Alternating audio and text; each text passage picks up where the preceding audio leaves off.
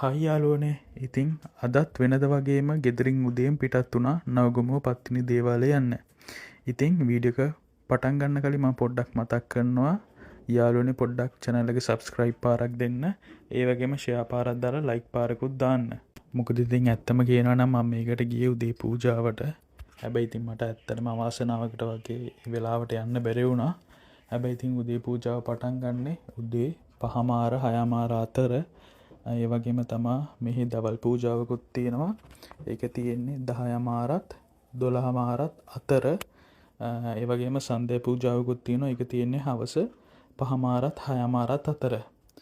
මේකට යන්න හොඳම දවස් ටික ගත්තොත් කෙම්මුර දවස්වලට ගියොත් ඉතින් වඩාත්ම හොඳයි. සාමාන්‍යයෙන් ගොඩක් අය මෙතනට බදාදා සහ සෙනසුරාදා දවස්වල තමයි එන්නේ. මොකද පත්තිනි මෑණියන්ට බාරහාර වෙන්න, පඳුරු බඳින්න, ඒ වගේම පූජා වට්ටි තියන්න මාරම් බලගතු දවස් දෙකක් විදිහට තමයි මිනිස්සු මේ දවස් දෙක සලකන්නේ. ඉතින් යාළුවනේ ගොඩක් අය නවගමුවේ පත්තිනි දේවාලයට යන්නේ ප්‍රධාන දොරටුවෙන්. හැබැයි කවුරුත් වැඩිය නොදන්න තව දොරටුවක් තියෙනවා. ඒ දොරටුව පිහිටලා තියෙන්නේ ප්‍රධාන දොරටුවට යාබදව තියෙනවා පොඩි පාරක්. ඒ පාර දිගේ ගියාම දකුණු අත පැත්තට තියෙන පාරක්. ඒ පාර දිගේ ගියාම තියෙනවා මකර තොරණක්. ඒ මකර තොරෙන් අපිට හොයාගන්න පුළුවන් ඒ දොරටුව. ඉතින් යාළුවනේ කවුරුත් නොදන්නා වුණාට මේ දොරටුව කෙලින්ම සම්බන්ධ වෙන්නේ නවගමුව පන්සලට. නවගමුව පන්සල කිව්වම ඔයගලන්ට පොඩි අමුත්තක් එනවා ඇති. මොකද මේක ජනප්‍රිය වෙලා තියෙන්නේ නවගමුව දේවාලයේ විදිහට. ඇත්තටම කිව්වොත් මේ දේවාල භූමිය තුල පන්සලකුත් පිහිටලා තියෙනවා. ඒකින්ද යාළුවනේ සාමාන්‍යයෙන් නවගමුව දේවාලේ සම්ප්‍රදාය වෙන්නේ වන්දනාමාන කරන්නේ පන්සල වැඳ පුදාගෙන තමයි පත්තිනි අම්මව අපි වන්දනාමාන කරන්නේ. මේ නවගමුවේ පත්තිනි දේවාල දෙකක් තියෙනවා. එකක් පරණ පත්තිනි දේවාලය සහ අනිත් එක අලුත් පත්තිනි දේවාලය. ප්‍රධාන දොරටුවෙන් ආවොත් අපිට මුලින්ම හම්බ වෙන්නේ අලුත් පත්තිනි දේවාලය. අපි මං කලින් කිව්වා වගේම නවගමුව පන්සල පැත්තෙන් ආවොත් අපිට කෙලින්ම හම්බෙන දේවාලය තමා පරණ පත්තිනි දේවාලය. දේවාලයට පූජා ද්‍රව්‍යයේ තියෙන කඩකාමර බොහෝ ප්‍රමාණයක් තියෙනවා.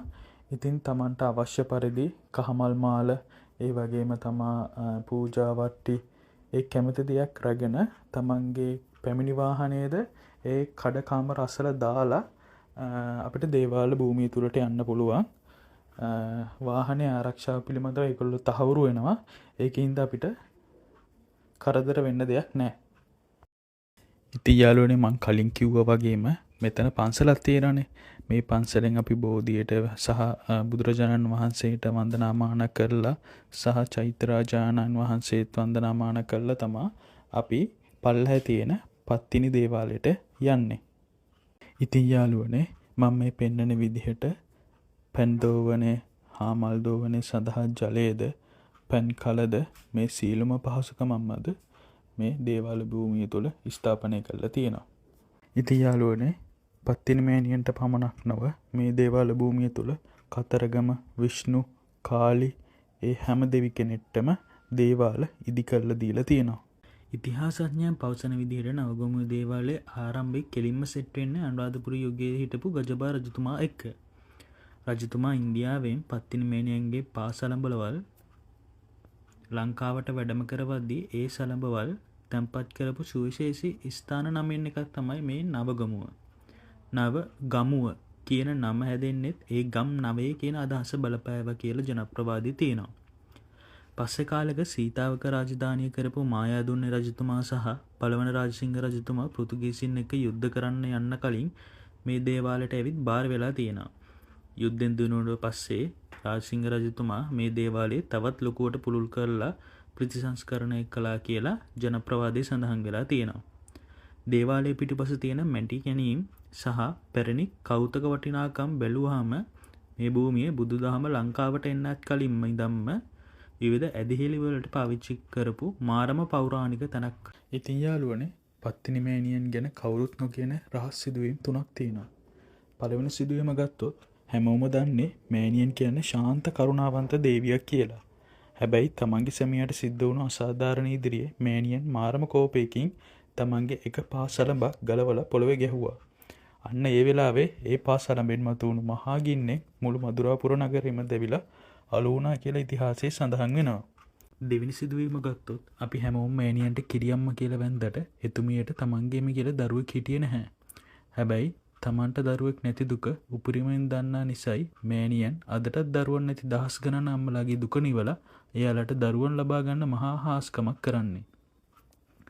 තුන්වෙනි සිදුවීම ගත්තොත් ඉස්සර මුළු දඹදිව වසංගත රෝග වලින් පීඩා විඳිද්දී කිසිම වෙදකමකින් ඒක සනීප කරගන්න බැරි වුණා. අන්තිමේදී පත්තිනි මෑණියන්ගේ එක ආශිර්වාදයකින් ඒ මුළු වසංගතේම එක රැයකින් අතුරුදහන් වුණා. අන්න ඒ මහා හාස්කම නිසායි අදටත් මිනිස්සු තමන්ගේ ලෙඩ රෝග වලට පිහිට පතාගෙන නවගමුවට දුවගෙන එන්නේ. ඉතින් යාළුවනේ දැන් මම ඔයාලට කියන්න යන්නේ නවගමුවට ආවහම තමන්ගේ බාරහාර ප්‍රාර්ථනාවන් 100%ක්ම සාර්ථක වෙන්න හරියටම පඳුරු බඳින්නේ කොහොමද කියලා. කලින් කිව්වා වගේම ඉස්සෙල්ලාම නවගමුව පන්සලෙන් ආශිර්වාද අරගෙන ඊට පස්සේ පඳුරක් ගැට ගැසීමට පෙර තමන් පිරිසිදු වී මෑණියන් ඉදිරියේ සිත එකඟ කරගෙන තමන්ගේ දුක කියා සිටීම. ඉන්පසුව පඳුරු කාසිය කිරිවලින් හෝ පිරිසිදු වතුරෙන් සෝදා පිරිසිදු කහ පැහැති හෝ සුදු පැහැති පටක තබා ගැටගසා මෑණියන් කෙරෙහි පූර්ණ විශ්වාසයෙන් දේවාල භූමියේ ඇති ස්ථානයේ ගැට ගැසීමයි. ඔන්න ඔය විදිහට කළොත් ඔයාලගේ ප්‍රාර්ථනා අනිවාර්යයෙන්ම ඉෂ්ට සිද්ධ වෙනවා.